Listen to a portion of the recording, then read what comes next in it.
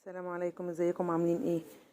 التوم طلع وخلص وانا ما جبتهوش من السوق. وبصوا كنت محتاسه بصراحه، احترت بقى يعني ايه. اتشغلت في قلب في رمضان والعيد والكلام ده، واتشغلت عن التوم خالص. المهم بقى جبت توم بس كان نشف، يعني المفروض ان انا بجيبه طري، بيبقى طري عن كده خالص، ده هو لما بيكون لسه طالع جديد. فاتشغلت بقى عنه الكلام ده. المهم لحقت نفسي وجبته، وجبت فلفل. هعمل بقى دقة تنفع على اي حاجة، اي اكلة محتاجة توم تحطي عليها. يعني مش حاجة معينة، ملوخية مثلا، طبيخ مثلا زي البامية والكلام ده، اي حاجة اي حاجة محتاجة توم يتحط عليها من الدقة دي. ما بتدي نكهة حلوة جدا للاكل. أنا طبعا مجرباها على طول، فانا لازم اعملها كده.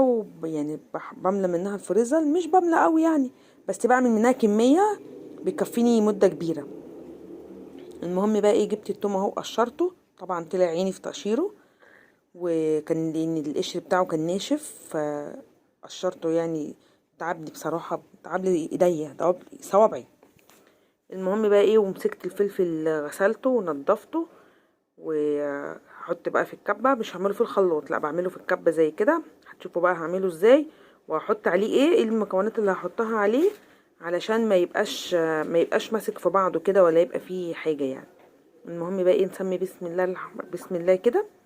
وقبل ما نبتدي نقول لكم اشتركوا في القناة واعملوا لايك، ولو عجبك الفيديو طبعا فضلا وليس امرا اشتركي عندي في القناة.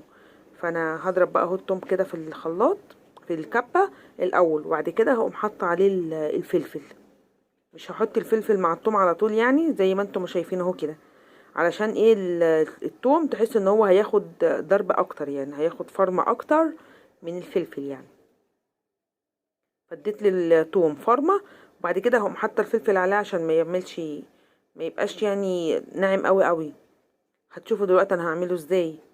اهو بصوا عملت اهو، طلعت كميه اهو خلصتها، ودي كده اخر حاجه. أنا طبعا قفلت عشان ما اطولش يعني عليكم، عشان ما يبقاش الفيديو طويل وممل كده ورخم. لا خليني كده ضيفه خفيفه. او حط يعني دي، بصي كده كميه بقيه الفلفل، وكان لقيت عندي كام واحد كده من الحراق اللي هم الحامي، حطيتهم برضو. قلت ايه يديهم شطشطة بسيطة كده، عشان في حاجات ما بحطش عليها حاجة حريقة يعني خالص. طبعا لو بتعملي حتى يعني لدرجة لو فول بقوطة وعايزة تحطي عليه توم، اللي هو بيتحط عليه فصين توم، تحطي عليه من ده. المهم يا جماعة انتوا هتجربوا ده، ويعني لو جربتيه ادعيلي بصراحة يعني، والله هتدعيلي لو جربتيه وافتكرتيني بادعيلي. بس بقى هو حاول ان انا افرمه كويس. بصوا اللي في الحلة ده هو مفروم، طبعا حطاه في الحلة عشان هو كان كتير، فما عنديش اطباق بلاستيك في الكوبري ده يعني. قلت بدل ما احط في طبقين، لا حطيتهم هي في حلة واحدة كده، قلت عشان يبقوا ايه، حاجة في حاجة واحدة يعني. هحط بقى ملح اهو. حطي الملح اللي انت عاوزاه، بس انا ما بكترش ملح، عشان مثلا يعني لو هحط على فول ما يحدقوش قوي. الملح ده كده انا حطاه على الكمية اللي انا عاملاها دي،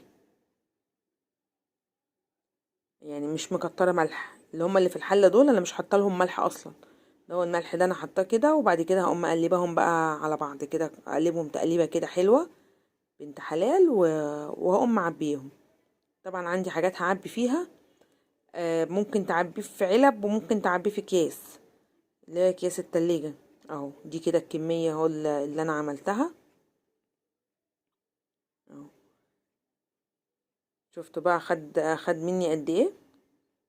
طبعا تعملي بقى زي ما انت ما عايزه، ممكن تعملي يعني حسب الكميه اللي انت حباها. انا العلب دي عندي، ولما بنجيب يعني جبن والكلام ده فما برميهاش بصراحه، بقول ان انا استغلها في اي حاجه تانية. بقوم ماسكاها غسلاها وشايلاها لحاجات اللي زي كده. بس العلبه دي بقى ما كنتش جايبه فيها حاجه، يعني الغطا مغلبني بس ايه. وبعدين بقى مش عاوز تتقفل.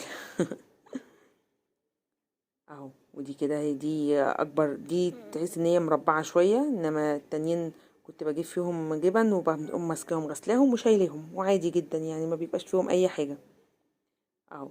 بصوا بقى تحسوا ان هي ايه سايسة كده شوية. فطبعا لما بتتحط في الفريزر بتجمد وما بيبقاش فيها اي حاجة. وجربوها يا جماعة وهتدعولي